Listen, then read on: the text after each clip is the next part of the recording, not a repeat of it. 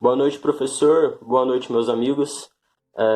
Chamo Lucas e vou falar um pouco a respeito do período do Renascimento, especificamente em Portugal, mas também basicamente elencando algumas especificidades desse período ali por toda a Europa. É um movimento de cunho econômico, mas também cultural e até mesmo político. Ele surge na Itália do século XIV, mas se consolida no 15 e se propaga de uma forma coesa por toda a Europa ali no século 17. Esse período do Renascimento ele é todo pautado e inspirado nos valores ali da antiguidade clássica greco-romana e acabou por propiciar uma modificação estrutural nas concepções da sociedade, resultando na modificação assim, total do pensamento medieval que o antecede, dando início às transformações que a gente conhece por Renascimento, pelo período do Renascimento. Há quatro pilares que eu acredito que seja o sustentáculo ali do pensamento do Renascimento, que é o racionalismo, o experimentalismo, o individualismo e o antropocentrismo. Este último é o pensamento, é a ideia agora de que o homem, a criação, a boa criação divina, ele agora é um agente transformador da natureza. Sobretudo porque nos quase 1000 anos da Idade Média, do período da Idade Média, o pensamento predominante ele era totalmente fomentado e estava totalmente pautado nas questões de cunho religioso, sobretudo na concepção teocêntrica de se ver a vida, de se ver a arte e do próprio homem se ver na natureza. No Renascimento, agora, a gente vai ter o humanismo renascentista. O homem, agora, a mais bela criação divina, ele consegue compreender a natureza. Mas mais do que compreendê-la, ele pode agora dominá-la e modificá-la.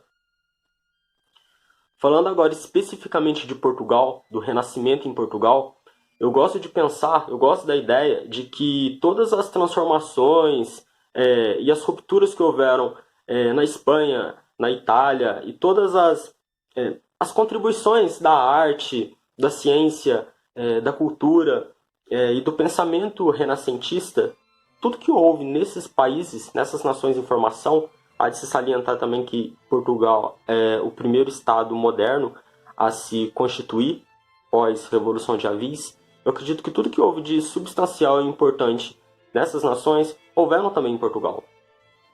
Quando a gente fala de renascimento literário, por exemplo, muito se discute ou se fala sobre Maquiavel, com a sua grande obra O Príncipe, que dialoga ali com os principados a respeito do poder. Você tem Shakespeare, Inglaterra, você tem Miguel de Cervantes, Espanha, mas Portugal produz também, a partir da imprensa, produz ali Luís de Camões, que escreve a grande obra lírica e épica, Os Lusíadas, que de certa forma dialoga também com as grandes navegações, que nesse período Portugal ali é pioneiro.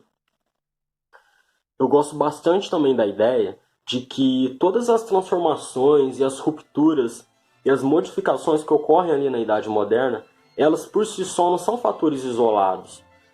Por exemplo, você vai ter a Reforma Protestante, que em Portugal, especificamente em Portugal, ela é uma questão um pouco mais tímida, mas você vai ter a Reforma Protestante se utilizando da imprensa, na publicação, né, de livros, na possibilidade de publicação de livros e de textos.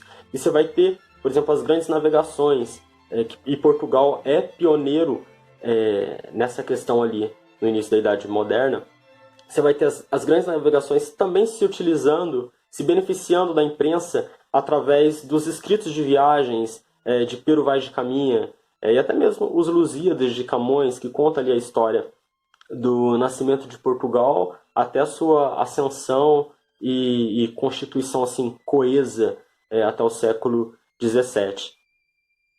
Falando ainda de imprensa, da prensa, a possibilidade de se produzir texto. Você tem ali uma ebulição em Portugal de criações artísticas e literárias. Você tem Gil Vicente, Sá de Miranda, Garcia de Rezende, até mesmo a questão cosmopolita de portugueses poder transitar agora pelas nações ali, estados que se constituíram ali, circunvizinhos, levar ideias e trazer ideias para Portugal.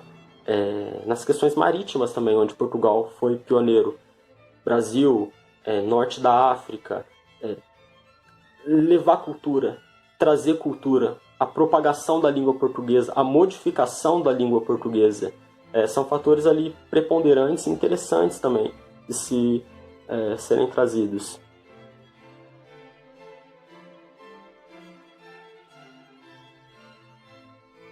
Boa noite, gente, tudo bem? Bom, agora eu vou dar um trabalho sobre a Reforma Protestante em Portugal, bem rápido, por sinal, porque a Reforma Protestante em Portugal não teve tanta vida como nos outros países europeus. Bom, a Reforma Protestante em Portugal, ela foi pautada pelo seguinte, não precisava da Reforma Protestante segundo o Papa. Para o Papa, o que precisava era acabar com as heresias, né? Como assim as heresias? Acabar o que estava acontecendo em Portugal, que era pela luta contra a filosofia suspeita, feitiçaria, superstições, idolatria, paganismo, fornicações com animais. Isso foi requerido com o Papa por Dom Manuel e por Dom João III, se eu não me engano. Foi durante o reinado desses dois que saiu a Inquisição, no caso. Não teve tipo uma reforma protestante, assim. Foi mais uma Inquisição, né? Que conseguiu junto com o papado. Não foi essa reforma protestante. Porque os judeus já foram expulsos, já tinham sido convertidos, já tinham sido havido a conversão, né? E tudo mais. Os heréticos também estavam inexpressivos. E para justificar a presença da Inquisição, iniciou-se uma grande perseguição contra os cristãos novos acusados, né, do judaísmo. Era igualmente um meio usado para a centralização do poder régio, ao mesmo tempo que se exerce o controle da ascensão social. Como se depreende, a Inquisição nada teve a ver com a necessidade de pôr termo a qualquer movimento protestante, porque na verdade a sua implantação nunca se chegou a verificar. Como eu disse, eu acabei de dizer, né? Ótimo ditado. Bom, como eu falei, a Reforma Protestante não teve em Portugal. Não teve em sentido, não teve entre aspas, né? Foi uma Inquisição. Então, é isso, gente. Boa noite, muito obrigado.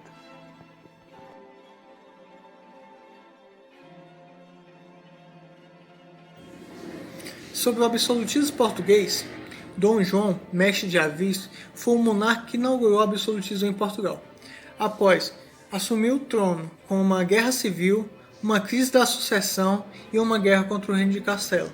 Vendo todas essas dificuldades no seu reinado, logo no começo, o poder centralizou-se em suas mãos para que ele conseguisse resolver todas essas questões e pacificar o país. Sendo assim, ele foi aclamado em Lisboa, regedor e defensor do reino de Portugal, fazendo assim o primeiro rei absolutista português. Em suas peculiaridades, o reino de Portugal, o rei, no caso, o monarca, ele é aclamado ao invés de ungido, como as outras monarquias europeias, como a França e a Inglaterra, fazendo com que essa aclamação houvesse uma participação popular de aceitação ao rei, ao invés de ser uma interferência divina, como as outras monarquias, onde o rei é escolhido pela mão de Deus, ou havia uma interferência onde legitimava ele para reinar sobre aquela terra e sobre aquele povo. O rei português, na aclamação, ele tinha que prestar um juramento no qual assumia o dever de respeitar o povo, os costumes, as leis, a igreja e também os privilégios.